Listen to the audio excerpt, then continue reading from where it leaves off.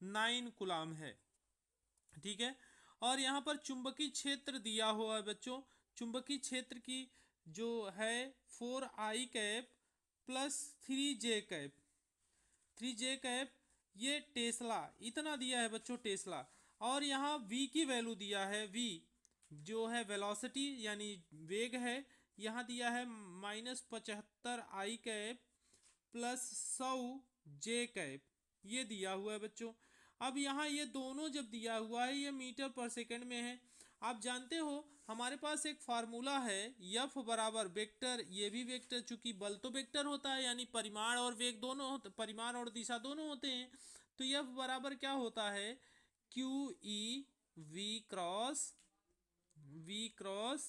B, V cross V होता है इसमें। अब यहाँ पर V क्रॉस B अगर ये देखो तो कुछ ऐसे लिखा होता है, तो यहाँ पर बच्चों हम V क्रॉस V पहले निकाल लेते हैं, V क्रॉस V, और V क्रॉस V में क्या होगा, यानी -75 i cap plus 100 j cap cross, ये तो क्रॉस लगाना होगा, 4i cap plus 3j cap. बच्चों यहाँ पर हमको ये मिल गया, तो यहाँ से हम क्या करते हैं, ये फोल्ड करके ये V cross B equal to, हम इसको सारणिक विधि से हल करेंगे। यहाँ लिखेंगे i कैप, j कैप और ये क्या k कैप, तो यहाँ लिखा -75 और प्लस 100, 0 हो गया, और नीचे वाले में ये है 4 और प्लस 3, और यहाँ पे क्या हो जाएगा 0। तो यहाँ से हमारे पास ये आएगा, आई कैप लेना चाहते हैं तो ये 100 0 3 0, और ये माइनस जे कैप होता है, तो जे कैप में क्या करोगे, तो यहाँ से ये -75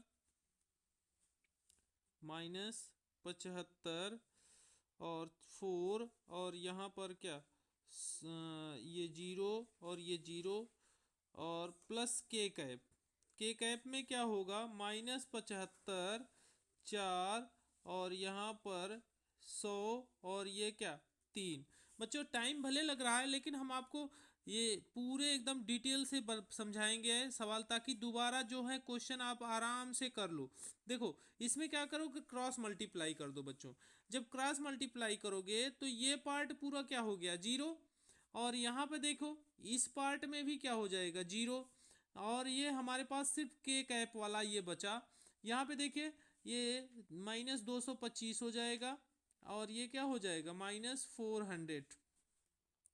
अब यहाँ पर ये आ गया, चूंकि अब ये आ गया के कैप, और के कैप की वैल्यू हमारे पास आ गई, कितनी आ गई, ये देखिए -625, ये आ गई 625। तो हम F बराबर क्या लिखे थे, क्यू V क्रॉस B, ये लिखे थे। अब Q की वैल्यू हमारे पास कितनी थी, Q की वैल्यू थी 1.0 इंटू 10⁻⁹, और ये आ गई -625। बच्चों आ गया यहाँ पर, ये आ गया -625 गुणे 10⁻⁹। अगर ये 10⁻⁹ है, और यहाँ पर ये के कैप लिखा है बच्चों, ये के कैप है, और ये के कैप यानी डायरेक्शन को शो कर रहा है, तो यहाँ से हम इसको लिख सकते हैं बच्चों, यहाँ 2 घात इसको के कैप लिखते हैं, और इसके 2 घात इसको दे देते हैं, तो ये आ जाएगा -6.25 गुणे 10⁻⁷, और ये के कैप, ये अब ये डायरेक्शन बल की जो दिशा होगी, बल की दिशा जेड अक्ष के अनुदिश होगी, जेड अक्ष के अनुदिश होगी बल की दिशा। तो thank you for watching this video. Please like and subscribe my channel Gyandeep institute. Hello बच्चों, कैसे हैं आप लोग। हम यूपी बोर्ड में पूछा गया न्यूमेरिकल है, क्लास 12th का है, क्लास ट्वेल्थ का फिजिक्स का न्यूमेरिकल है, इसको बताने जा रहे हैं आपको। इसमें देखिए एक प्रोटॉन है, एक ड्यूट्रॉन है तथा एक अल्फा कण समान वेग से 10 के घाते 5 टेस्ला के एक समान चुंबकीय क्षेत्र में लंबवत प्रवेश करते हैं। तो इनके परिक्रमण कालों का अनुपात आपको ज्ञात करना है बच्चों।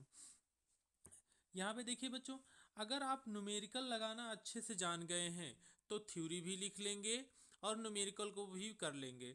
तो यहाँ पर न्यूमेरिकल सबसे पहले जैसे एक प्रोटॉन, एक ड्यूट्रॉन और एक अल्फा कण, इसमें क्या क्या जरूरी चीज़ें हैं जो हमको इसको निकालना है।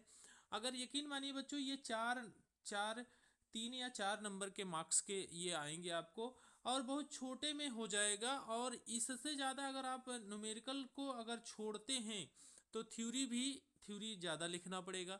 तो हमारी कोशिश ये होनी चाहिए कि हम न्यूमेरिकल को सॉल्व करें, ठीक है। तो यहाँ पर सबसे पहले देखिए, जैसे आवर्तकाल कहा है ना, परिक्रमण काल या आवर्तकाल, तो परिक्रमण काल का सूत्र क्या होता है उसको पहले देख लीजिए। परिक्रमण काल का सूत्र जो होता है T बराबर 2 पाई अपॉन QB, ये आपका सूत्र होता है। तो बच्चों यहाँ पर प्रोटॉन की बात करें, प्रोटॉन में क्या क्या होते हैं। प्रोटॉन में यानी 1H1, अगर 1H1 की बात करें तो इसमें यम का मान 1 होता है और Q का मान भी क्या होता है, 1 होता है, यानी Q ही रहेगा। एक इलेक्ट्रॉन होता है, एक इलेक्ट्रॉन, ये E कर लिए। और ड्यूट्रॉन कह रहा है, यानी एक ड्यूट्रॉन है, एक ड्यूट्रॉन मतलब 1H2। तो यहाँ से ये प्रोटॉन है तो यम डी की बात करें तो 2 हो गया।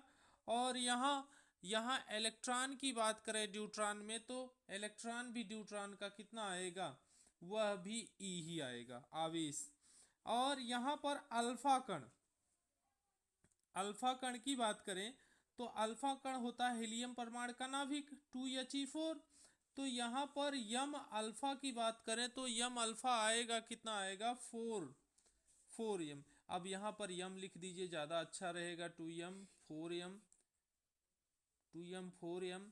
और क्या हो गया, Q अल्फा यानी 2E। अब यहाँ से बच्चों हमारे पास ये सारी चीजें हैं, कह रहा है समान चुंबकीय क्षेत्र है, समान चुंबकीय क्षेत्र एक जैसा सब में।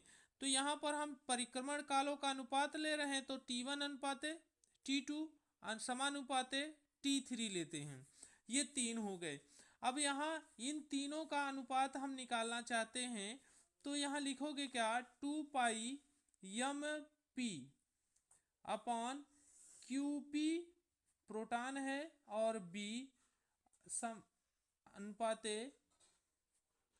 2 पाई यम और ये D अपॉन क्या, upon QD into B अनुपाते 2 pi यम और ये alpha upon Q alpha into B।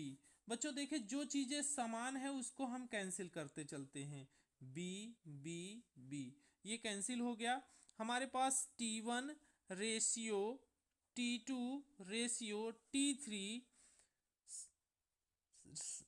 Equal to आ जाएगा आप में क्या, यम पी मतलब 1 यम अपॉन Q E होगा, समान अनुपाते यम डी मतलब 2 यम अपॉन QD मीन्स E हो गया, अनुपाते यम अल्फा मीन्स हो गया 4 यम अपॉन 2E, ये हो गया बच्चों। यहाँ से देखो बच्चों, ये E कैंसिल आउट तो 2 दूना 4 यम, यानी यहाँ आ गया आपको ये T1 अनुपाते T2 अनुपाते T3